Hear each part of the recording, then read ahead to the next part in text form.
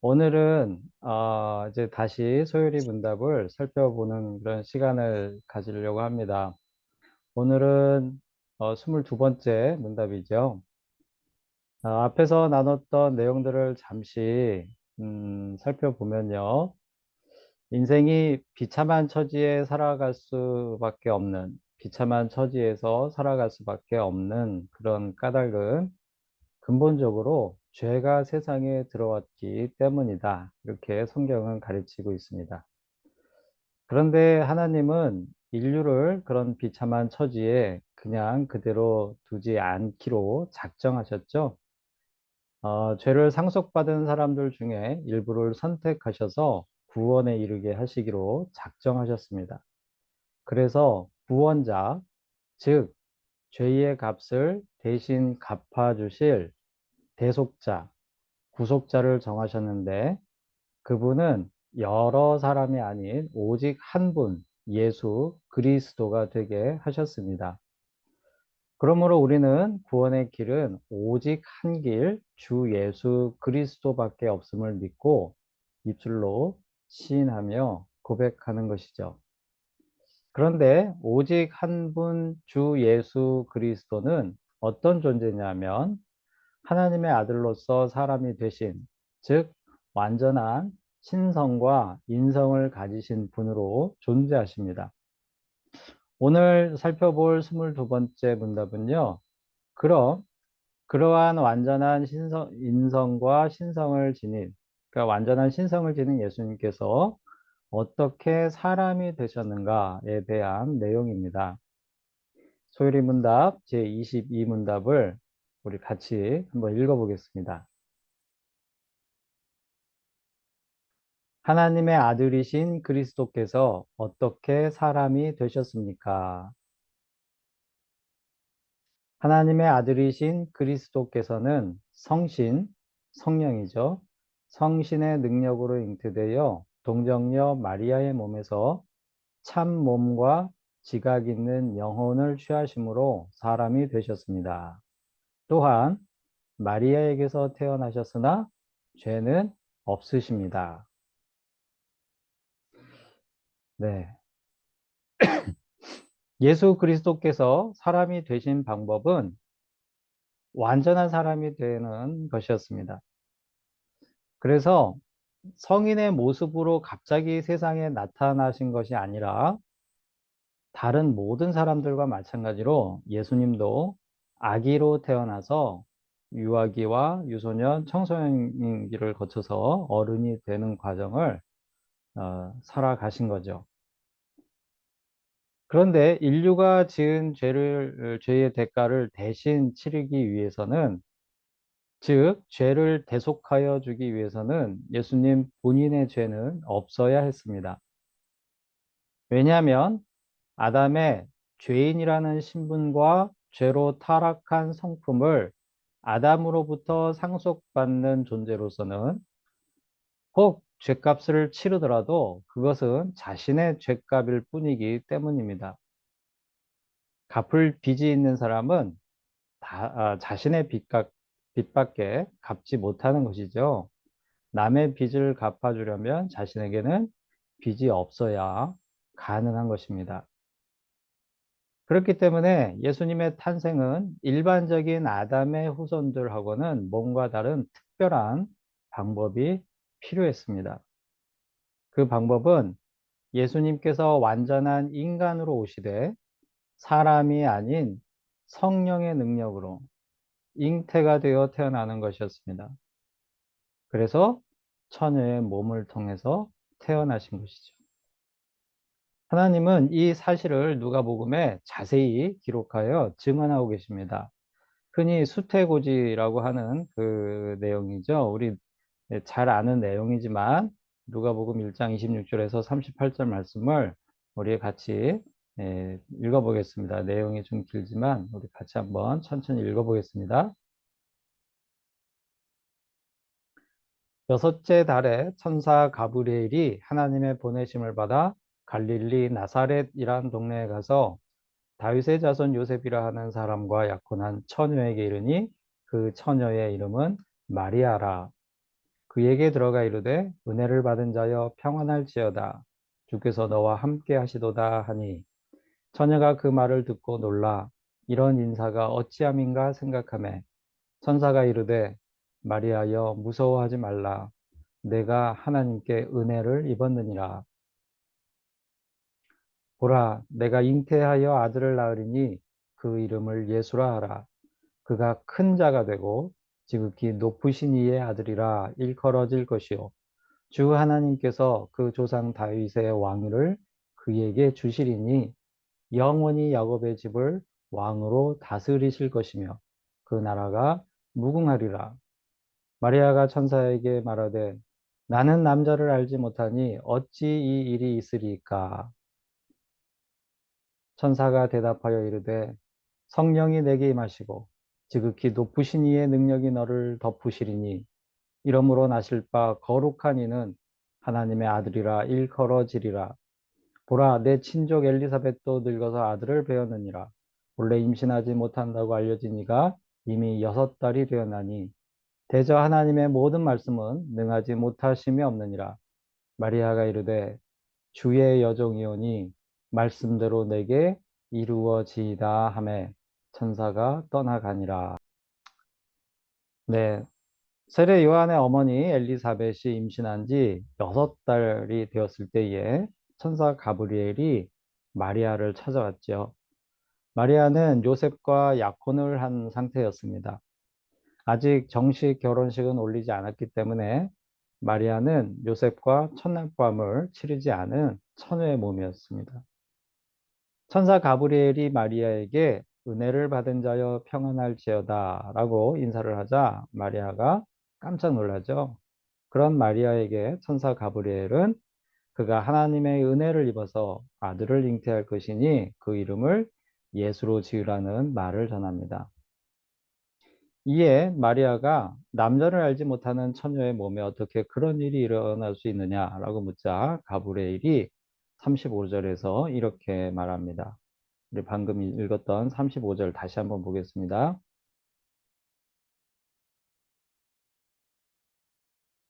천사가 대답하여 이르되 성령이 내게 임하시고 지극히 높으신 이의 능력이 너를 덮으시리니 이러므로 나실 바 거룩한 이는 하나님의 아들이라 일컬어지리라. 사랑하는 성도 여러분, 성경 말씀은 예수님이 사람으로 이 세상에 오신 것은 성령의 능력으로 된 것임을 정확하게 가르치고 있습니다.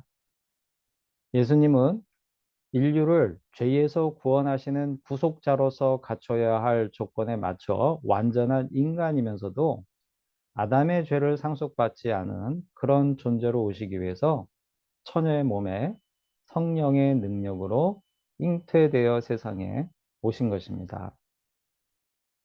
그렇게 예수님은 모든 사람들이 세상에 오는 방식 그대로 마리아의 몸에서 태아의 모습으로 인간의 삶을 시작하셨던 것이죠.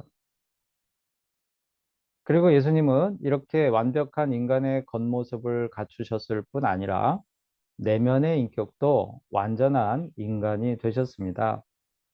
오늘 읽은 소율이 제22문답에서는 이 점을 참 몸과 지각 있는 영혼을 취하심으로 라고 표현하고 있는데요. 성경은 여러 곳에서 예수님께서 완전한 인간의 인격을 가지고 계셨음을 증언합니다. 우리가 이미 잘 아는 내용들일 수도 있지만 한번 이 말씀들을 한번 우리 살펴보겠습니다. 마태복음 4장 2절 말씀입니다. 우리 같이 한번 읽어볼까요? 40일을 밤낮으로 금식하신 후에 줄이신지라. 예수님께서 사탄에게 시험 받을 때의 상황을 설명하는 그런 내용이죠.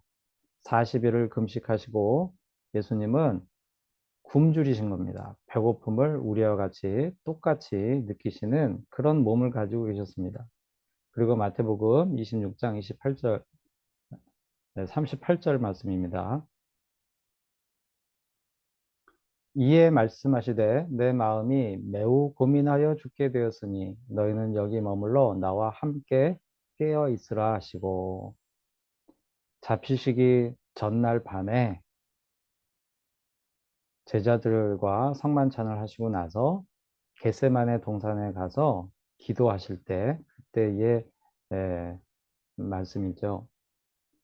그때에 예수님은 죽을 것 같은 내가 마음이 매우 고민하여 죽게 되었다. 이렇게 제자들에게 얘기하고 계시죠. 예수님도 당신이 이제 죽을 거를 아시고 그 순간을 앞두시고 죽을 것 같은 그런 심적 고통을 느끼신 거죠. 그래서 예수님도 할 수 있으면 그 죽음을 당하지 않는, 그러니까 그 잔을 옮겨달라고 하나님께 간절히 기도하셨던 겁니다. 우리가 지금 개인적으로 각자 가지고 있는 어떤 큰 고통, 마치 죽을 것 같은 그런 고통, 그 고통을 예수님이 똑같이 느끼셨다는 거죠. 요한복음 4장 6절 말씀입니다. 거기 또 야곱의 우물이 있더라. 예수께서 길 가시다가 피곤하여 우물 곁에 그대로 앉으시니 때가 6시쯤 되었더라. 예수님이 사마리아의 수가성에서 한 여인을 만나서 여인에게 복음을, 진리를 가르치시는 그런 내용이 나오는 말씀이죠. 그 여인을 만나시는 그런 광경을 설명하고 있는 말씀입니다. 예수님께서 길을 가시다가 피곤하셨대요. 똑같이, 우리와 똑같이 예수님도 많이 걸으면 피곤을 느끼시고, 안 먹으면 배고프시고, 그런 몸을 가지고 계셨던 것입니다. 또 요한복음 11장 33절에서 35절 말씀을 보면 예수님이 우리와 똑같이 슬픔을 느끼시는 것을 볼 수 있습니다.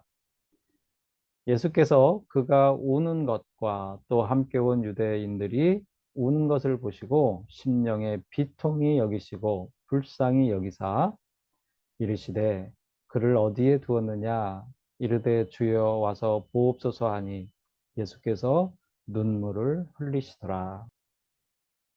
사랑하는 친구 나사로의 죽음으로 우리 예수님이 마음에 비통해 하시며 큰 슬픔을 느끼신 거죠. 그리고 예수님의 눈에서는 눈물을 흘리기도 하셨다는 겁니다. 예수님이 지금 우리를 보시면서 똑같은 마음이실 수 있어요. 우리의 안타까운 상황, 처지를 보시면서 슬퍼하시고 비통하게 여기시고 그리고 우리가 울 때, 눈물을 흘릴 때 우리 예수님도 같이 눈물을 흘리신다는 것입니다. 마가복음 11장 15절 말씀을 보시면 또 예수님이 화내시는 모습을 우리가 볼 수 있습니다. 마가복음 11장 15절 말씀 같이 읽어보겠습니다. 그들이 예루살렘에 들어가니라. 예수께서 성전에 들어가사 성전 안에서 매매하는 자들을 내쫓으시며 돈 바꾸는 자들의 상과 비둘기 파는 자들의 의자를 둘러 엎으시며 예수님께서 분노하시는 그런 모습을 오늘 성경에서 보여주고 있죠. 물론 예수님의 분노는 우리의 분노와는 조금 다릅니다. 예수님의 분노는 거룩한 분노시죠. 하지만 예수님도 이렇게 화를 내시는 그런 모습을 보이기도 하셨는데 우리 인간의 인성, 내적인 심성, 똑같은 그런 것을 우리와 똑같은 것을 가지고 계셨다라고 하는 것을 성경은 우리에게 보여주고 있습니다. 이와 같이 예수님은 겉모습뿐만 아니라 인격에 있어서도 완전한 사람으로 이 세상에 오셨습니다. 그래서 히브리서에서는 예수님을 일컬어 이렇게 표현하고 있습니다. 히브리서 4장 15절 말씀입니다. 우리에게 있는 대제사장은 우리의 연약함을 동정하지 못하실 이가 아니요 모든 일에 우리와 똑같이 시험을 받으신 이로되 죄는 없으시니라. 우리에게 있는 대제사장 바로 예수님을 말합니다. 이 예수님은 우리의 연약함을 동정하지 못하실 이가 아니다. 예수님은 우리의 연약함을 동정하시는 분입니다. 어떻게요? 인간으로서 느끼는 모든 감정과 고통을 예수님은 인간과 동일하게 느끼시는 존재로 이 땅에 오셨기 때문입니다.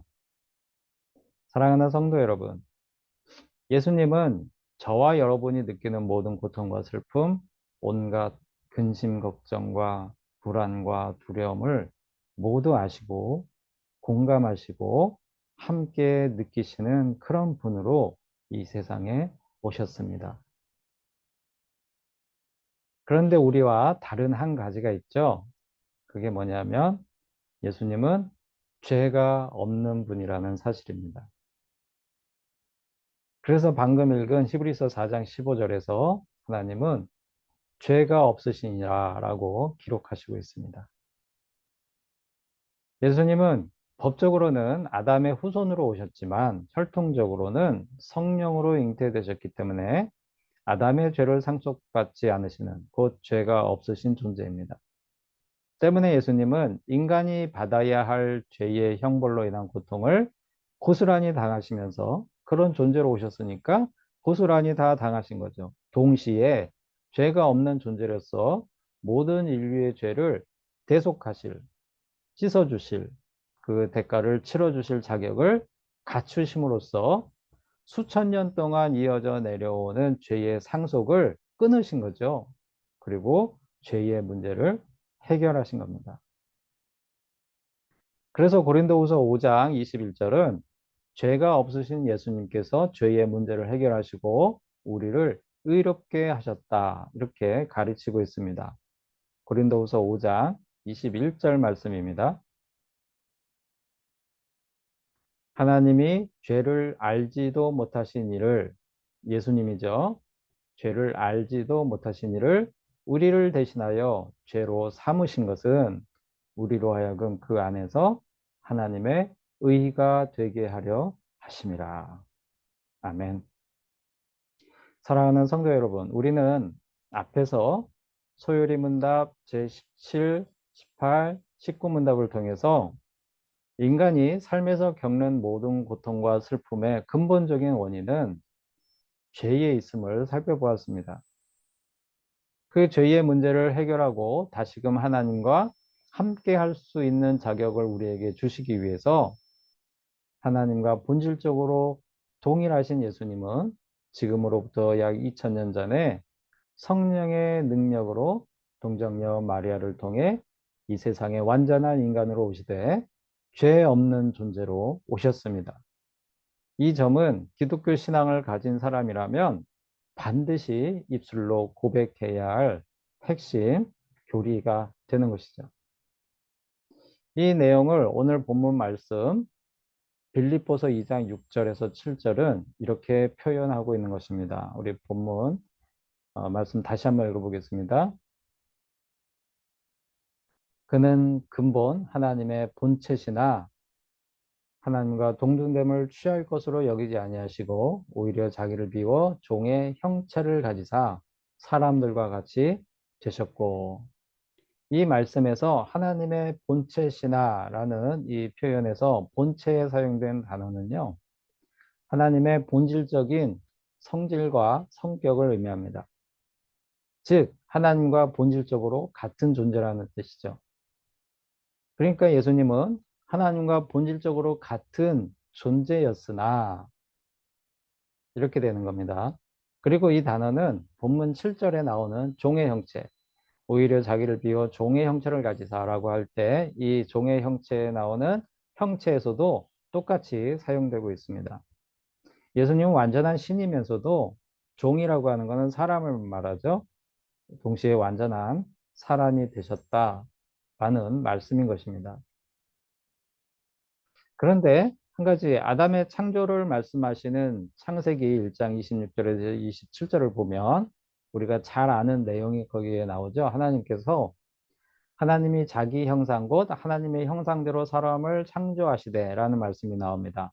하나님이 자기 형상 곧 하나님의 형상대로 사람을 창조하시되, 이 말씀에서 하나님의 형상에 사용된 히브리 원어는 본문에 빌립보서 2장 6절에 나오는 하나님의 본체와는 다른 비본질적인 성격의 그것을 의미하는 단어가 사용되고 있습니다. 인간이라는 존재는 하나님의 형상을 따라 창조되긴 했지만 본질에 있어서는 하나님과 같은 존재는 될 수 없는 것이죠. 아담은 하나님의 형상대로 창조된 존재였다면 예수 그리스도는 하나님의 본체로서 존재하는 분입니다. 그런데 아담이 하나님의 피조물이면서 하나님과 같이 되기 위해서 하나님의 본질을 취하고 싶은 그 욕심에 선악과를 먹고 불순종한 그렇게 한 반면에 예수님은 하나님과 본질적으로 동등한 존재임에도 자신을 비워서 사람과 같이 되신 그렇게 낮아지신 그런 존재라는 거죠. 그런 존재가 되어 아담의 그 죄를 씻어 주신 겁니다. 사랑하는 성도 여러분, 오늘은 소요리 문답 제22 문답을 통해서 하나님께서 인류를 구원하시기 위해서 작정하신 구속자이신 예수 그리스도께서 어떻게 사람이 되셨는가를 살펴보았습니다. 하나님께서 정하신 구원의 방법은 오직 예수 그리스도 한 분을 통한 방법밖에 없습니다. 그리고 그 구원을 완벽하게 이루시기 위해서 예수님은 하나님과 본질적으로 동일하신 존재임에도 완벽한 사람이 되시되 세상에서 유일하게 죄가 없으시고 죄를 짓지 않는 그런 존재, 그런 사람이 되셨습니다.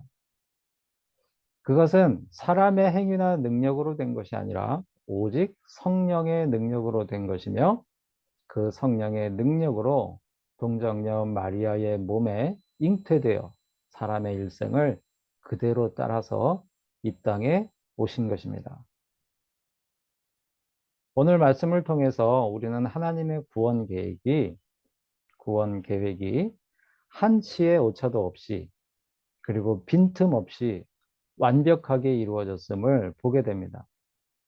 따라서 우리가 받은 구원의 확실성은 더욱 확고하며 불변함을 깨닫게 됩니다. 비록 우리가 때로는 연약함으로 인해서 믿음이 흔들릴 수도 있고요. 또 여러 가지 고민이나 근심, 걱정 그런 일들로 인해서 우리 마음의 확신이 흔들릴 때도 있겠지만 그거는 우리의 연약함일 뿐 구원의 확실성은 이렇게 확고하고 불변한 것입니다. 이번 한 주간 우리의 모든 마음과 생각과 감정을 아시고 동감하시는 주님께서 나와 함께 하심을 생각하면서 우리가 받은 구원의 의미를 마음에 새롭게 새기는 우리 모두가 될 수 있기를 바랍니다. 다 같이 기도하시겠습니다. 하나님 아버지, 저희를 구원하시려는 하나님의 구원 계획이 얼마나 치밀하고 빈틈없이 이루어진 것인가를 새롭게 깨닫고 그 은혜에 깊이 감사를 드립니다. 우리의 모든 것을 동정하시는 이로써 이 땅에 오신 예수님만이 죄의 비참함에서 저희를 건져주실 유일하신 구속자이심을 고백합니다. 감사드리며 예수님의 이름으로 기도드립니다. 아멘.